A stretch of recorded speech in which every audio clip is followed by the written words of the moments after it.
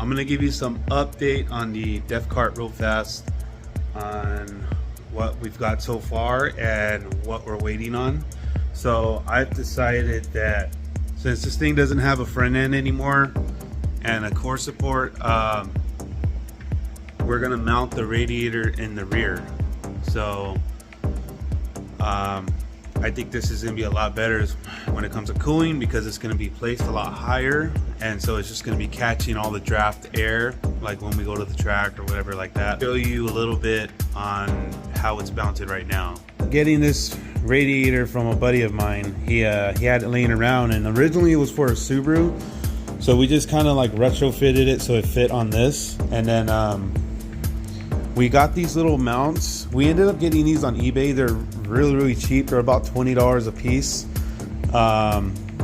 So 20, 40, that's about $80 in the mounts. And then I paid $100 for this used Subaru radiator. So the inlet, this part right here is 38 millimeters, and I believe that the Honda inlet is 32 millimeters. So what I'm gonna do is I'm gonna try to find a hose that's like in the middle, maybe like a 35, and then just stretch it onto that, and then we should be able to clamp it down. So pretty much this is how it looks with it mounted in the rear. You could kind of see. I'm not too sure if I talked about these already. I probably didn't actually. These are new too as well. We ended up getting the tires from a golf cart. So I found these on the East Coast. There was a company out there that makes them, and I ordered them, and they had to ship them out to California. So these things are pretty cool. I think they're pretty cool looking, because you got the small profile, but yet you could still off-road it if you wanted to with these, because they have all the little meatiness of them. I think I paid around like $600-700 for the tires. How much I've spent so far on this, honestly, I've already kind of lost track. I want to just go back on the videos and kind of do the math and figure out how much I'm in it so far. A total of like 4 months. We've been building this for about 4 months now, and I had to kind of like go back on the videos to kind of figure out how much money I've spent on this so far, and it's a little bit up there. It's a little bit up there, but for the amount of, honestly, for the amount of transformation, I think it's not even that bad. I'm in it about $3,500. But that's like total with everything up to date. That's pretty much with the rims, with the tires, with the swap, the build, and all that. I want to say it's somewhere around 35. Still a decent sized number, because you can go out and buy a stock Civic for $3,500 all day. So far we're in at about 35. Like, that's still a decent number. The most expensive thing out of this whole build was, I want to say, probably the tires. That took like a big chunk of it. And really the manifold, honestly.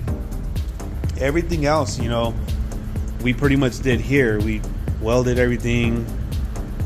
The cage was maybe a couple $100.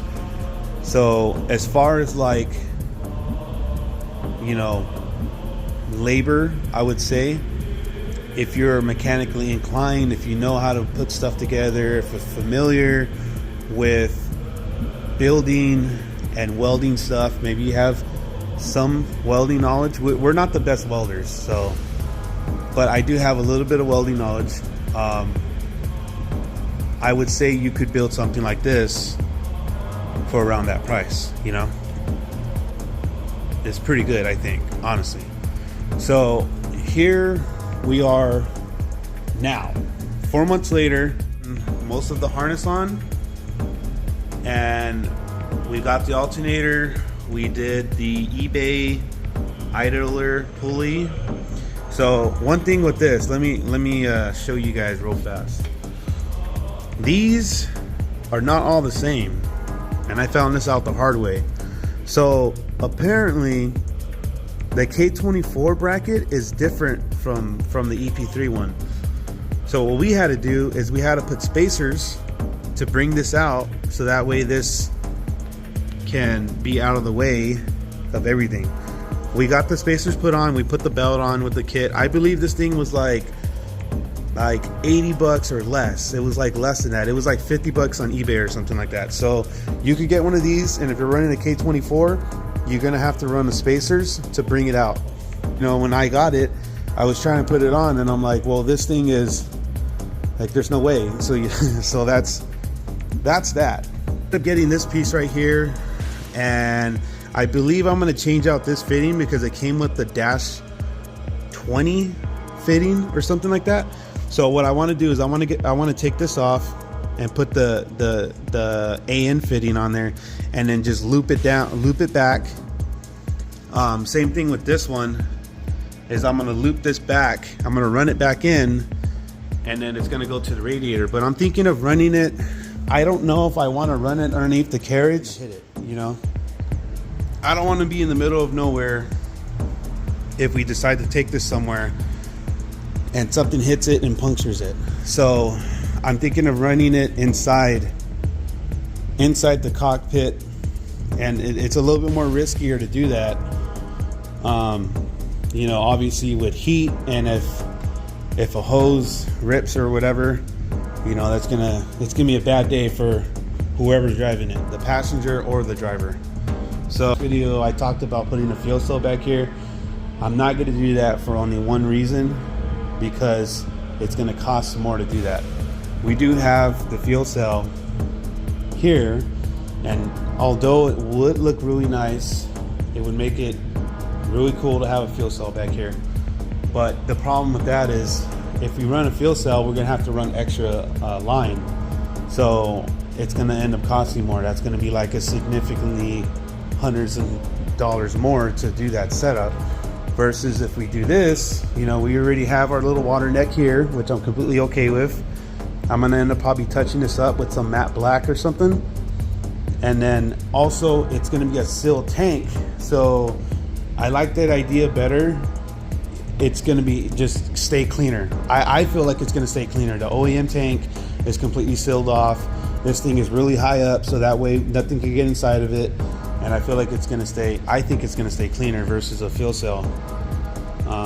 Just because of the way the fuel cells are set up, with the way you open them.